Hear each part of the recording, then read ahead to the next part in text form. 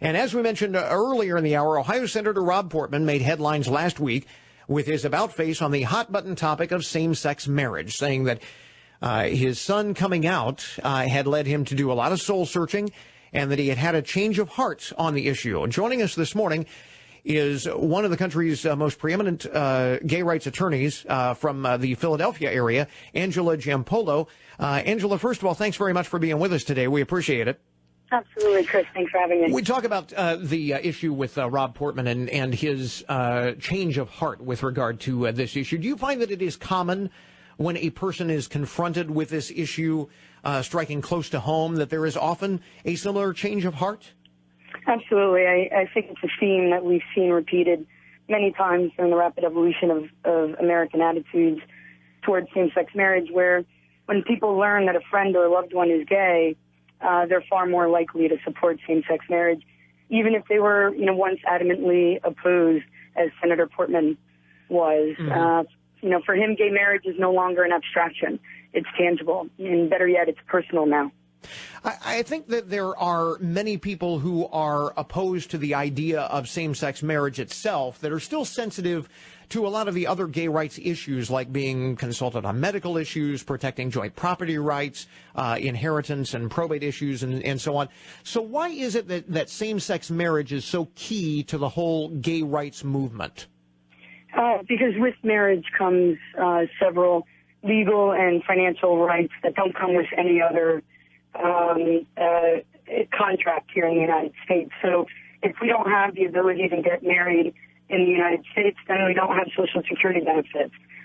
We pay certain inheritance taxes that you and your wife wouldn't pay. So it's central to our family values within the LGBT community. So it's not just, as some would say, a way of mainstreaming the lifestyle and trying to make it a more accepted lifestyle choice. There are legal ramifications here. Absolutely, that huge legal and financial ramifications. I mean, last year alone, there were over 40 couples, LGBT couples, where one of them passed away, and they had to file federal estate taxes. And, well, there were several. There were over 9,000. But of those 9,000, 40 of them, the survivor paid over $4 million in estate taxes that if you passed away, your wife wouldn't have to pay. Yeah. So that's just in 1 year, and we've had DOMA for 17 years. Critics will point out that, by and large, much of society just isn't ready for gay marriage, for same-sex marriage. They'll point to the fact that nearly every time that a same-sex marriage issue is put on the ballot, voters reject it. That's not true. In the last election in November, it went on the ballot in 4 states, and all 4 won same-sex marriage. So that's actually, as of last election, categorically untrue. And I would point out that with all of the quote-unquote evolutions that our leaders have been making, it would actually be more striking at this point, or more shocking, if a Republican were to have a grand bargain with Obama on the budget than agreeing with Obama on same-sex marriage. I don't think it was that shocking, Senator Portman's stance, evolution or stance on gay marriage. So as we have more ballot initiatives, I prefer at this point ballot initiatives because we have the majority of the American public at this point behind gay marriage. It's a Republican issue where Republicans oppose it 2-1, but the majority of U.S. people actually favor same-sex marriage. Well, it's interesting you bring up the party affiliation, and earlier this hour we were talking with Edward Hudgens, advocacy director of the Atlas Society, who made the point that politically active gays whose values of fiscal conservatism and limited government would draw them to the Republican Party were otherwise being driven away by the GOP stance on gay rights in general. So do you see that happening, that gays and those who support their cause would be inclined to support conservatives on their fiscal policies, but are being turned away by their social policies? Absolutely, and unfortunately, due to our 2-party system, that leaves the Republicans shot in the foot. Republicans aren't going to start winning national elections. They just had their CPAC convention last week. Republicans aren't going to start winning national elections until their overall stance on human rights evolves. This is not a gay rights issue. This is a human rights issue, and I don't know where we ever deviated. If Mitt Romney has an issue with the fact that I'm a lesbian, that's why we live in this country, because it's okay to differ on social and personal reasons, but for him or anyone in his party to be elected president at this point, the nation is going to require all of the Republicans to just be pro-equality. And whatever that means. So the question then becomes, does Rob Portman's flip on this issue give you any hope that it may signal a larger shift in the party?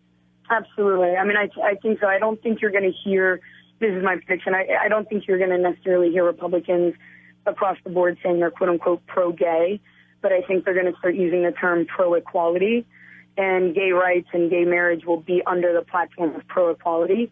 So it will allow Republicans to say that they're, pro-marriage equality, but not necessarily having to say that they're pro-gay. So I think they're going to find a way to change their stance on this without having to actually say that they're pro-gay. Like we mentioned, for plenty of old school conservatives, this is still a very difficult issue to sort of wrap their arms around.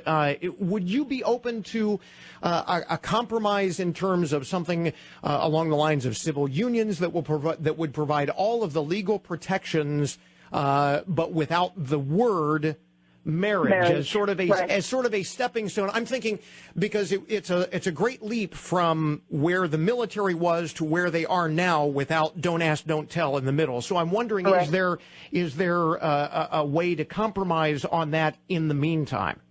Well, I have two thoughts on that. First of all, it's unfortunate that the United States of America, even though we were founded on the separation of church and state, it's unfortunate that at the outset of the U.S. 300 years ago, that we didn't demarcate the difference between a civil union and marriage 300 years ago. And I'm Canadian as well as a U.S. citizen, and 3 or 4 of my aunts and uncles are civil unions because marriage is a ceremony that occurs in a church. Mm-hmm. It's a religious ceremony. So I have straight family members that are civil unions who did not want to get married. But Canada has always had that demarcation from 400 years ago.